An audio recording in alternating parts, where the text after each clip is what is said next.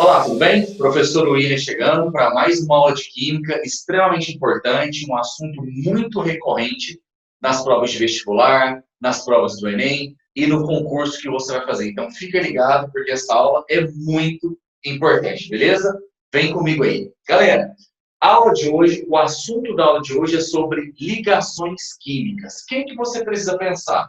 Primeiro, o que é uma ligação química? São as interações que existem entre os átomos. Graças à existência dessas ligações, os átomos podem se unir uns aos outros para poder formar os diferentes compostos, as diferentes substâncias, as diferentes moléculas. Então, hoje, essa quantidade gigantesca de compostos que nós temos só é possível graças a essa capacidade que os átomos têm de se ligarem uns aos outros. Tranquilo? Essa é a primeira ideia. Agora, que eu preciso pensar também?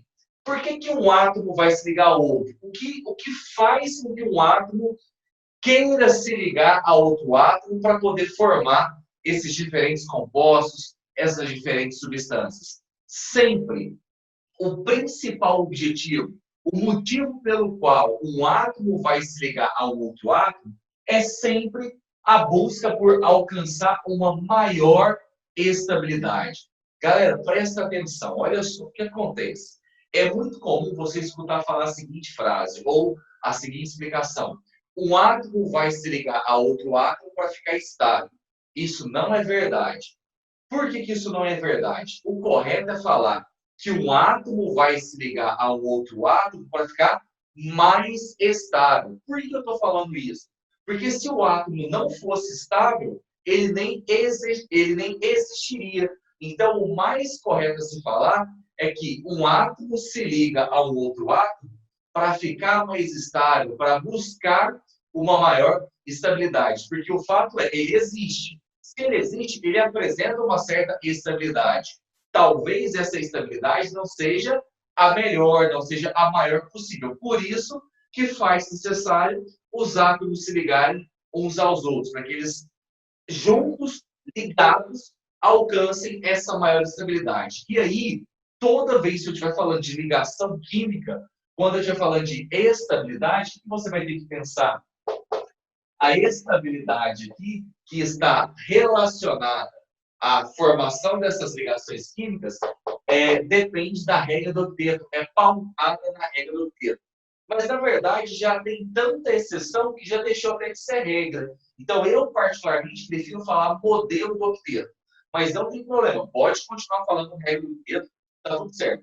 Eu só preciso que você entenda o seguinte: um átomo vai se ligar a outro átomo para ficar mais estável, certo?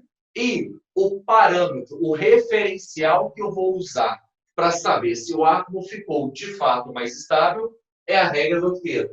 E a regra do octeto, ou o modelo do octeto, diz o seguinte: que para que um átomo fique mais estável, é necessário que de alguma maneira ele passe a apresentar 8 elétrons na camada de valência. Então, sempre um átomo vai se ligar a um outro átomo com o objetivo final de apresentar ou de passar a ter 8 elétrons na camada de valência. Aí você me pergunta, mas por que 8 elétrons? A ideia da regra do octeto é baseada exatamente na estabilidade de quem? Dos gases nobres. É notório, foi constatado, foi verificado que os gases nobres são moléculas que existem, são moléculas monatômicas, ou seja, os átomos dos gases nobres, eles não precisam se ligar a ninguém, e essas moléculas são estáveis. E quando os químicos foram estudar pela primeira vez a estrutura eletrônica desses caras, eles constataram que todos os gases nobres, com exceção do hélio, apresentam exatamente 8 elétrons. Por isso, o referencial passou a ser exatamente 8. Por quê? O que eles pensaram? Bom, os gases nobres formam moléculas monatômicas. Eles não precisam se ligar a ninguém e eles já são estáveis porque essas moléculas existem. Você consegue encontrar na natureza.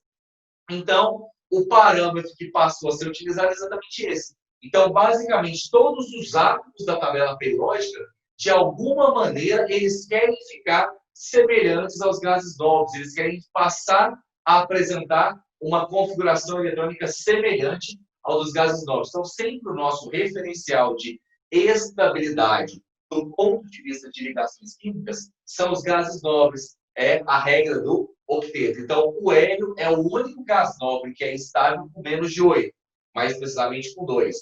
Todos os outros gases nobres, eles apresentam 8 elétrons na camada de valência. Mas aí, eu já vou te apresentar uma informação extremamente importante.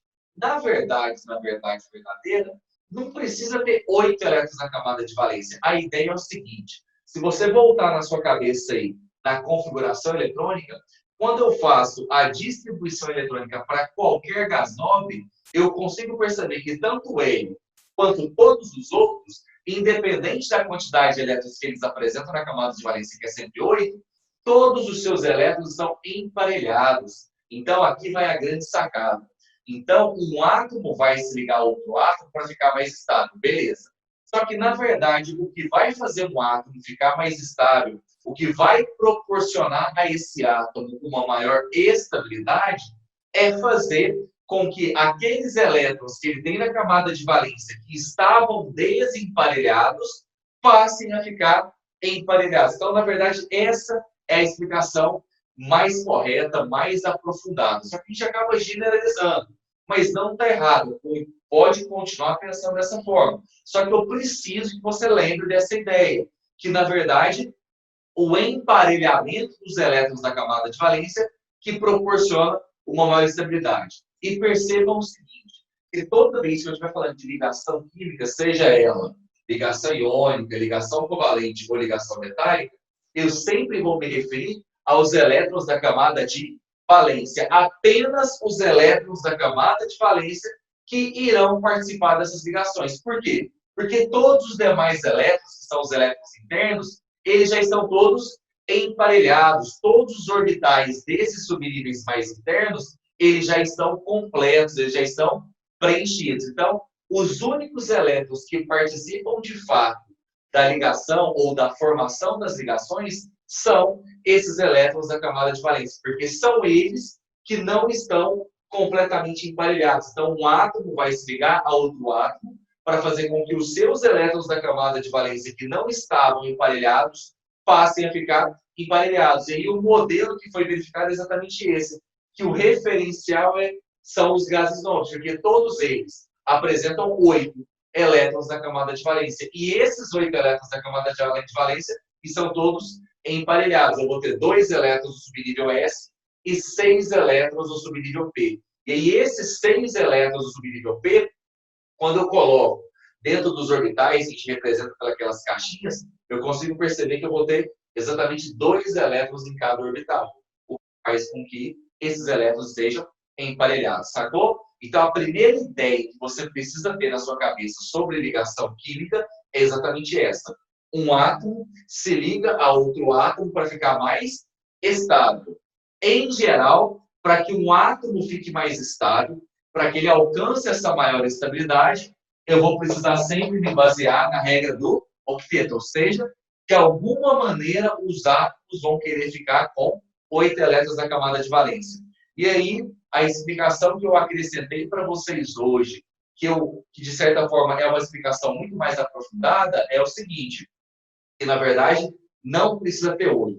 O que precisa acontecer é todos os elétrons que o elemento tem na camada de valência que estavam desemparelhados, é necessário que eles passem a ficar emparelhados, beleza? Então, falou de ligação química, falou de ligação entre átomos, falou de ligação interatômica, só existem 3 tipos. Ou um átomo vai se ligar a outro átomo por meio de ligação iônica, ou ele vai se ligar por meio de ligação covalente, ou ele vai se ligar por meio de ligação metálica. E aí, a partir de agora, a gente vai falar separadamente de cada uma dessas ligações. É claro que dessas 3, a iônica e a covalente são as mais importantes, são as mais recorrentes, são as que eu tenho que me preocupar com muito mais informação, com muito mais características, com muito mais raciocínios, a gente vai levar um tempo um pouquinho maior. A ligação metálica é bem mais tranquila, é bem mais sossegada. Mas vamos lá, bem devagar, falando separadamente de cada uma dessas ligações, colocando as ideias mais importantes, aquilo que realmente vai te ajudar na prova que você vai fazer. Então, aqui eu vou te falar e eu vou colocar aquilo que realmente importa, aquilo que você realmente precisa saber, que é o que vai fazer você alcançar a sua melhor performance na prova, beleza? Então, vamos lá. A primeira ligação química que nós iremos estudar é a ligação iônica, também chamada de ligação que eletrovalente. Então, o que a gente precisa pensar em geral de todas as ligações? A característica de cada uma dessas ligações, como que elas ocorrem, quais são os elementos que estabelecem esse tipo de ligação e quais são as características que são comuns aos compostos que são formados por esse tipo de ligação. E aí depois conseguir chegar na fórmula desses compostos, como que eu vou representar um composto formado por ligação iônica, como que eu vou representar um composto formado por ligação covalente, como que eu vou representar um composto formado por ligação metálica. Essa é a linha de raciocínio. Essas são as informações importantes acerca de cada uma dessas ligações. A definição de cada uma delas, a caracterização, como que elas são formadas, os elementos envolvidos em cada uma dessas ligações, as características dos compostos e como que eu vou fazer para representar um composto formado por cada uma dessas ligações, beleza? Então, ligação iônica ou eletrovalente é uma ligação interatômica, ou seja, é uma ligação que acontece entre átomos, caracterizada pela transferência total de elétrons. Galera, aqui está a palavra-chave. Ligação iônica é caracterizada pela transferência total de elétrons. O que isso quer dizer? Se vai ter transferência total, significa que sempre a ligação iônica vai ser estabelecida entre espécies que vão doar elétrons e espécies que irão o quê? Receber. Sempre na ligação iônica, uma espécie química, um átomo vai doar e o outro vai receber com um objetivo. Qual que é esse objetivo? Ficar com 8 elétrons na camada de valência. Então, toda a nossa explicação da ligação iônica, da ligação covalente, vai ser pautada pela regra do octeto. Vai ter que acontecer alguma coisa que faz com que esses átomos passem a apresentar 8 elétrons na camada de valência. Beleza? Tranquilo? Então, vamos lá. Então, a definição do que é ligação iônica é essa. Uma ligação interatômica é uma ligação entre átomos, onde vai ter a transferência total de elétrons, onde uma espécie vai doar e uma espécie vai receber, certo? Portanto, sempre a ligação iônica, obrigatoriamente, ela sempre vai acontecer entre um metal e um ametal, ou entre metal e hidrogênio, onde, em geral, nessas ligações covalentes, o metal sempre vai ser o átomo, sempre vai ser a espécie que vai apresentar uma maior tendência para doar, para elétrons. E o ametal sempre vai fazer o quê? Receber. Então, como eu sempre vou ter uma espécie doando e uma espécie recebendo, eu vou ter a transferência total de elétrons. E aí, como o metal é sempre a espécie que doa, eu já vou te adiantar essa informação. A espécie que doa elétrons, ela vai doar com qual finalidade? Sempre o metal ele vai doar todos os elétrons que ele tem na sua camada de valência. E quando ele doa todos os elétrons que ele tem na camada de valência, ele passa a ficar com 8 elétrons na camada de cima. Então, sempre o metal ele vai passar a apresentar uma carga o quê? Positiva. Ou seja, o metal ele sempre vai se transformar no cátion. Daqui um pouquinho eu vou falar mais sobre isso, tá? E o ametal, como ele vai receber os elétrons que foram doados pelo metal, ele vai ficar com carga o quê? Negativa. Então, sempre o ametal, ele vai se transformar em um ânion. Ou seja, todo composto formado por ligação iônica, ele apresenta o quê? Íons. Por isso ela é chamada de ligação iônica, porque é uma ligação estabelecida entre íons. Por isso que a gente fala que a ligação iônica é uma ligação de natureza eletrostática. O que significa dizer que a ligação iônica é uma ligação de natureza eletrostática? Significa dizer que essa ligação se dá por meio da atração de espécies positivas e espécies do quê? Negativas. Graças a essa atração eletrostática que existe do cátion pelo ânion, eu consigo formar a ligação iônica, eu consigo formar os compostos iônicos. Então, todo composto iônico, ele vai apresentar na sua constituição um metal e um ametal, uma espécie positiva e uma espécie negativa, um cátion e um ânion. E aí, a atração que existe do cátion pelo ânion, que faz com que eles fiquem muito próximos uns aos outros, e formem esses compostos iônicos, é exatamente a ligação iônica. É uma ligação de natureza eletrostática. É uma atração muito forte que existe entre a espécie positiva e a espécie negativa. Então, não esquece, ligação iônica é uma ligação de natureza eletrostática. Aqui está a chave. Eu preciso saber quais são as espécies químicas que estabelecem ligação iônica e como que essa ligação iônica vai ser estabelecida. Tranquilo essa primeira parte? Vamos na sequência. Então, bem fácil, bem devagarzinho, bem tranquilo para você entender a primeira ideia sobre ligação iônica. A definição é uma ligação interatômica de natureza eletrostática que vai ser caracterizada pela transferência total. Então, sempre vai ter alguém doando e alguém recebendo.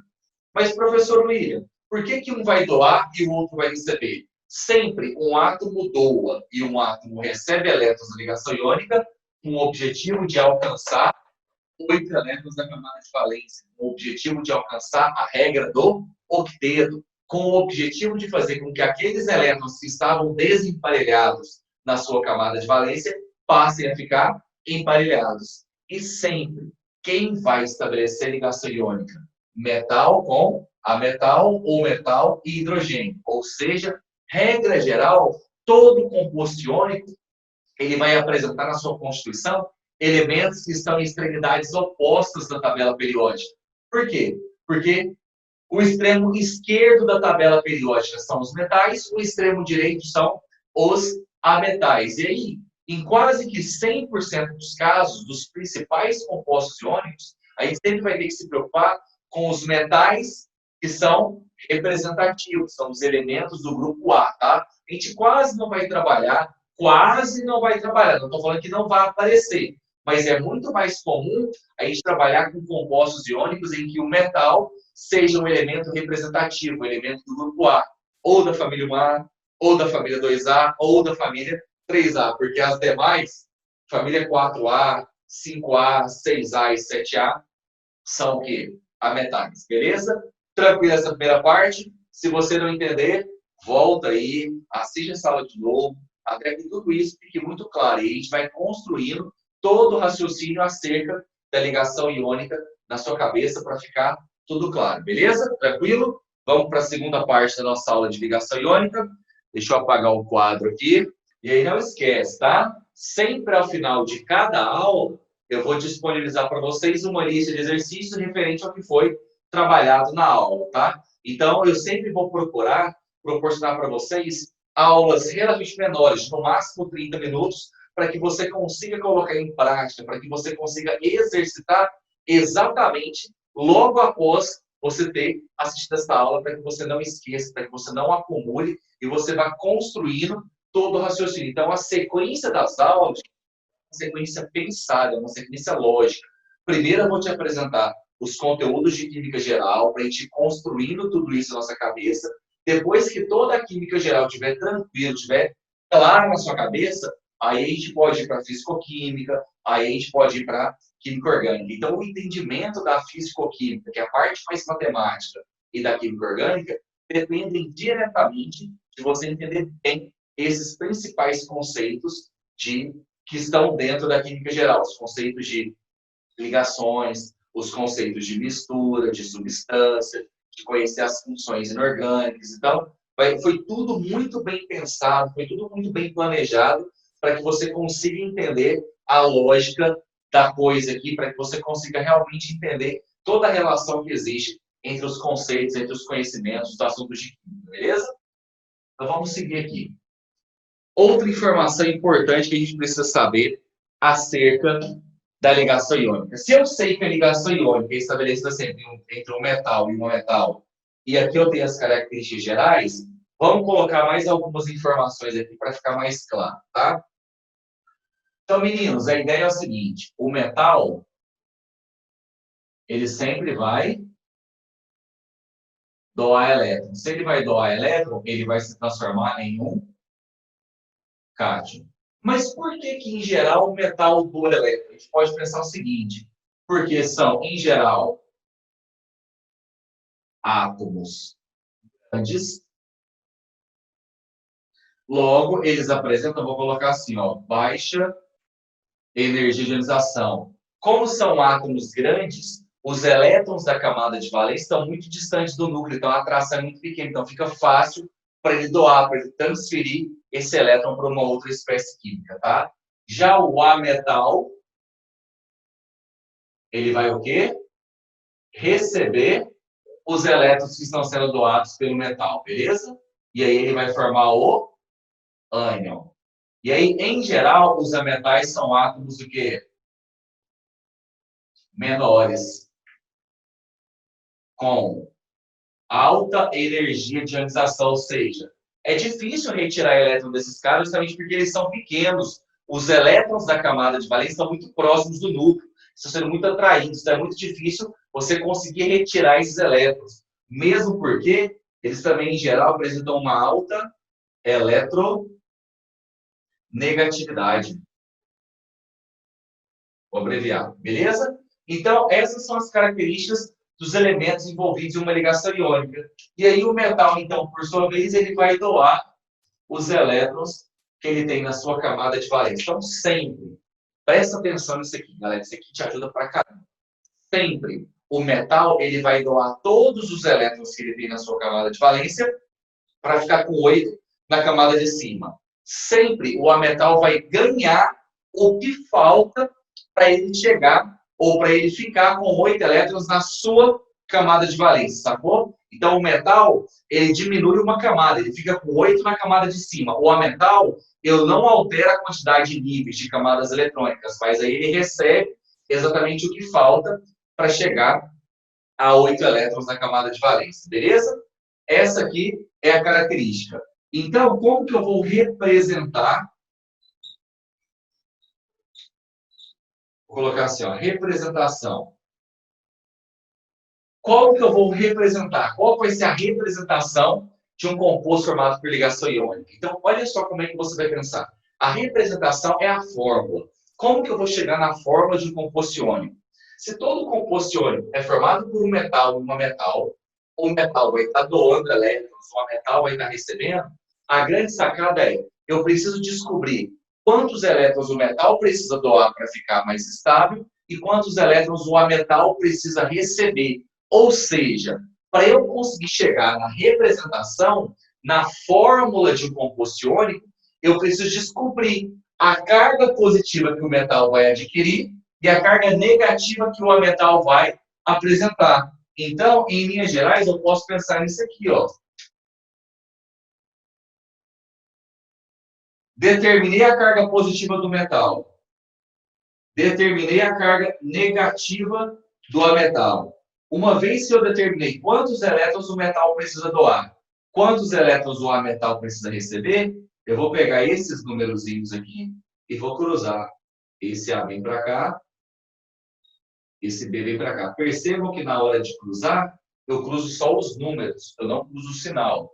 O sinal positivo e negativo é só para simbolizar quem vai estar doando e quem vai estar recebendo. Então, a representação de um composto iônico vai seguir essa lógica aqui, ó.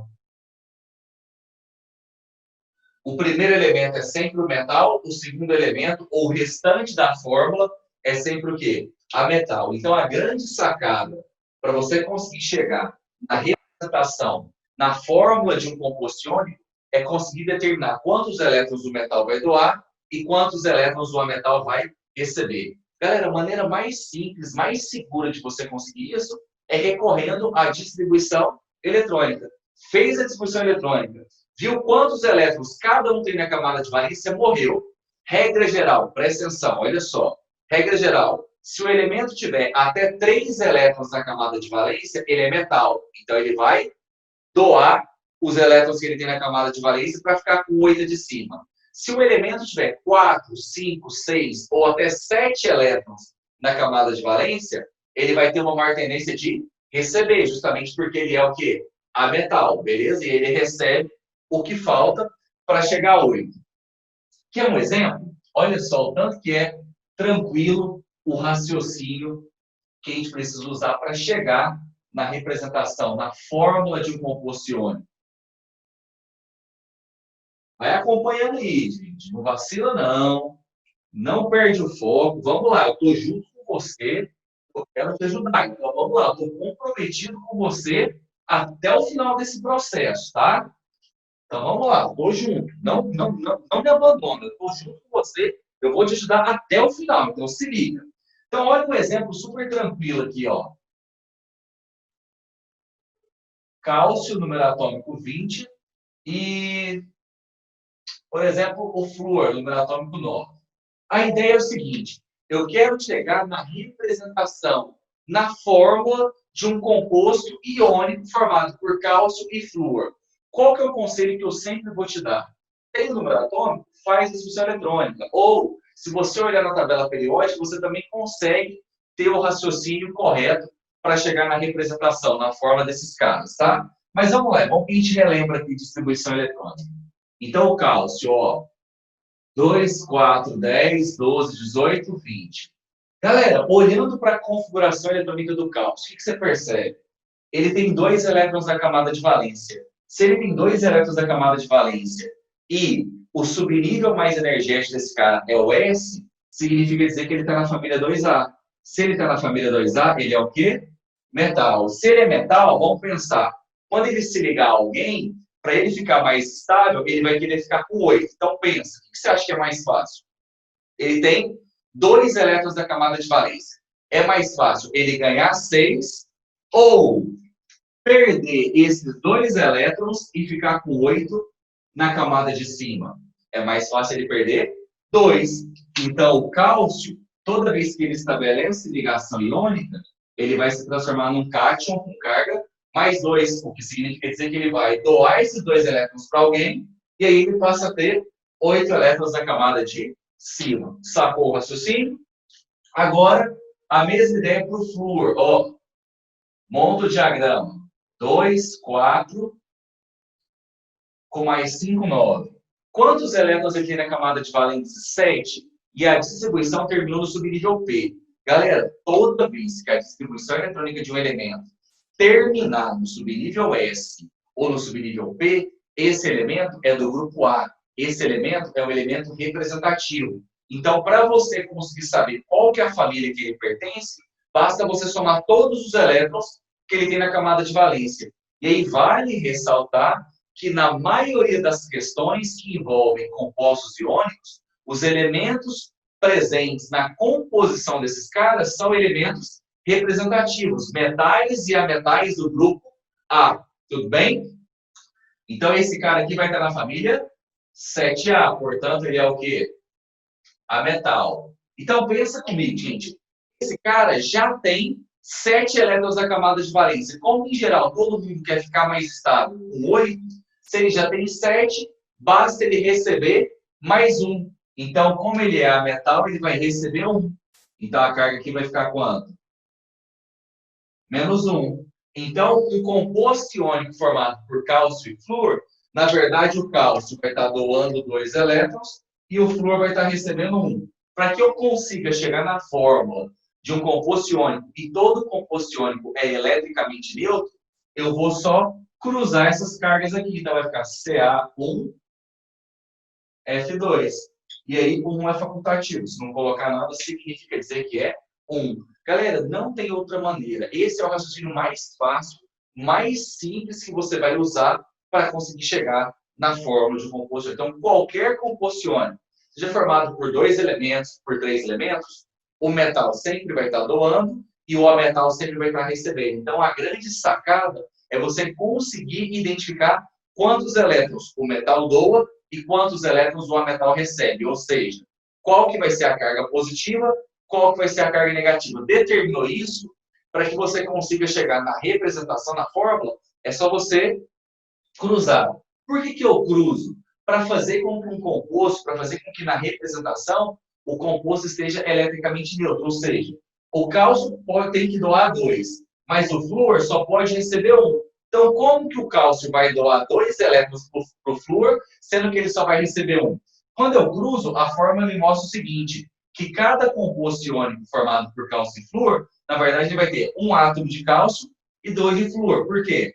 Cada átomo de cálcio doa 2 elétrons. Como cada átomo de flúor recebe só 1, eu preciso de Dois átomos de flúor. Fechou, gente. É esse raciocínio que você precisa usar, que aí você consegue chegar na representação, na forma de qualquer composto iônico, beleza? A aula de hoje era só isso. Na próxima aula, a gente continua falando sobre ligação iônica e a gente dá sequência ao todo o nosso conteúdo. Grande abraço, obrigado, fiquem com Deus e até a próxima. Valeu!